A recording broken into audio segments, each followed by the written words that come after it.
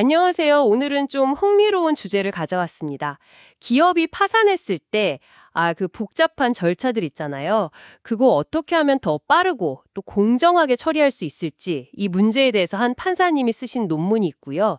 이걸 바탕으로 유튜브 채널 파산 관제인 TV 홍연필 변호사에서도 다뤘더라고요. 그 내용을 중심으로 한번 깊게 파고 들어가 보려고 합니다. 네, 이게 사실 기업 하나 망하는 걸로 끝나는 게 아니거든요. 그렇죠. 채권자들, 직원들, 넓게 보면 경제 시스템 전체에 영향을 주니까요. 이 절차가 너무 지지부진하면 모두에게 손해죠. 맞아요. 그래서 패스트트랙이라는 아이디어가 나왔다고 들었는데 이게 과연 속도만 높이면 다 해결되는 건지 아니면 또 다른 고민거리가 생기는 건 아닌지 오늘 좀 같이 따져보죠. 뭐 사업하시는 분이든 투자자든 아니면 그냥 이런 경제 돌아가는 흐름에 관심 있는 분이든 분명 뭔가 생각할 거리를 던져줄 겁니다. 자, 그럼 기본적인 것부터 좀 짚어볼까요? 법인 파산 제도의 목적, 이건 뭐 명확하죠. 회생이 어려운 회사의 남은 재산을 공정하게 현금으로 바꿔서 바꿔서 모든 채권자들, 그러니까 돈 받을 권리가 있는 사람들한테 공평하게 나눠주는 거죠. 네. 여기서 핵심은 말씀하신 공정성도 당연히 중요하고요. 거기에 더해서 효율성, 그러니까 신속성이에요. 아, 신속성? 네.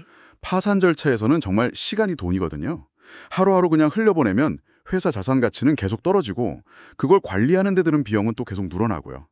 그렇죠. 가만히 있어도 돈이 나가는 거니까. 맞습니다. 결국엔 채권자들이 가져갈 수 있는 돈, 그 타이가 줄어드는 거죠. 그래서 법원도 그렇고 또 파산관제인이라고 하죠. 법원이 선임해서 회사 재산 관리하고 처분하는 변호사들. 이분들도 이 절차를 어떻게든 좀 빠르고 또 비용 적게 효율적으로 진행하려고 계속 노력하고 있습니다. 근데 그 효율성이 과거에는 좀 문제가 있었던 모양이에요. 제가 자료를 좀 봤는데 2008년에서 2012년 사이 서울중앙지방법원 자료더라고요.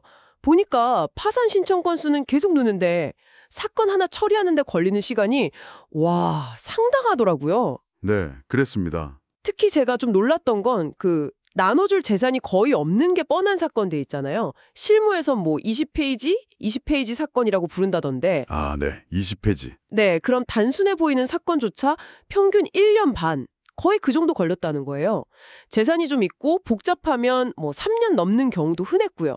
바로 그겁니다. 그게 아주 핵심적인 문제였어요. 한번 생각해 보세요. 처음부터 딱 봐도 채권자들한테 나눠줄 돈이 나올 가능성이 거의 없는 그런 20페이지 사건인데도 법 규정상 그렇다는 이유로 모든 채권자들의 채권 내용을 일일이 다 확인하고 조사하는 그런 절차를 기계적으로 진행하는 경우가 많았다는 거죠. 절차는 밟아야 하니까. 그렇죠. 이건 뭐랄까 파산관제인의 시간과 노력을 굉장히 비효율적으로 쓰는 거고요.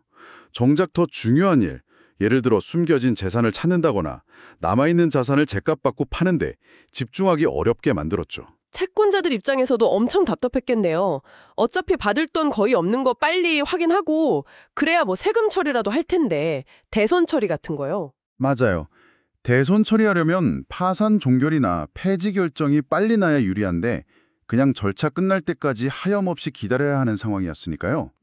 바로 이런 비효율 그리고 지연 문제를 좀 해결해보자 이런 고민 속에서 나온 아이디어가 바로 패스트트랙입니다. 신속 처리 절차죠. 네.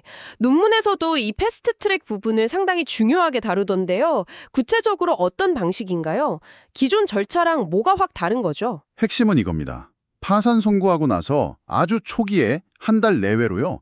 파산관제인이 빨리 재산 상태를 파악하는 거예요.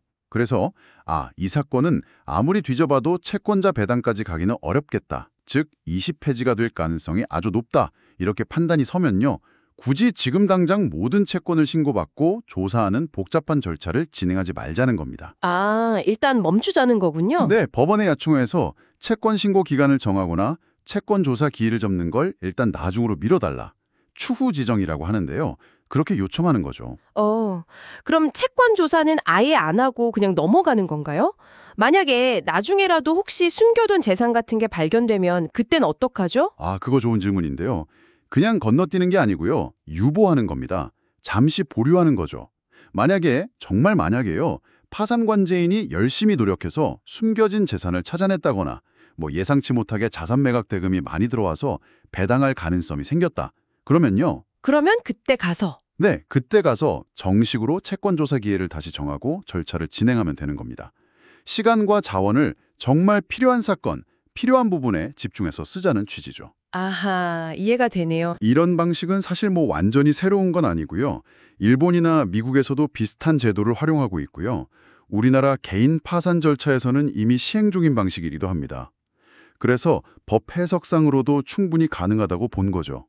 실제로 예전에 잠실동아타워 개발 주식회사 사건 같은 좀 규모가 큰 사건에서 시험적으로 적용해 보기도 했고요. 효율성을 높이기 위한 다른 노력들도 있었겠네요. 패스트트랙 말고도요. 그럼요. 당연히 있습니다. 이 파산관제인의 역할이 그만큼 중요해지니까 이 파산관제인들에 대한 관리 감독도 강화됐습니다. 정기적으로 업무 성과를 평가하고요. 2년 임기가 끝나면 연임 심사도 좀 더 까다롭게 해서 정말 능력 있고 성실한 관제인들이 절차를 신속하게 잘 이끌도록 유도하는 거죠. 보수 체계도 좀 바뀌었나요? 네, 맞아요. 받는 보수, 즉 수임료 체계 역시 얼마나 효율적으로 또 신속하게 일을 처리했는지와 연동되도록 개선되었습니다. 오늘 쭉 얘기를 들어보니까 법인 파산 절차의 효율성을 높이려는 고민들, 그리고 그 구체적인 방안으로 제시된 패스트트랙 도입 논의가 상당히 흥미롭습니다. 확실히 불필요해 보이는 절차를 줄여서 시간과 비용을 아끼자는 방향 자체는 분명 설득력이 있어 보여요. 네, 그렇죠. 하지만 여기서 우리가 한 번 더 던져봐야 할 질문이 있다고 생각합니다. 어떤 걸까요? 이렇게 효율, 속도, 이걸 너무 강조하다 보면 혹시 우리가 놓치는 건 없을까 하는 점이죠. 예를 들어서 처음 되는 재산이 별로 없어 보였는데 사실은 아주 복잡하게 얽혀서 숨겨진 자산이 있었던 경우, 너무 빨리 절차를 간소화하려다가 이걸 찾아낼 기회를 아예 놓쳐버리거나 아니면 뭐 소액 채권자들처럼 목소리 내기 어려운 분들의 권리가 충분히 보호받지 못할 위험은 없을까요?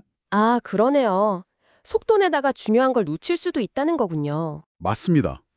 결국에는 이 신속함과 공정함, 이 두 가지 가치 사이에서 최적의 균형점을 찾는 것, 이게 계속해서 우리가 풀어야 할 숙제일 겁니다.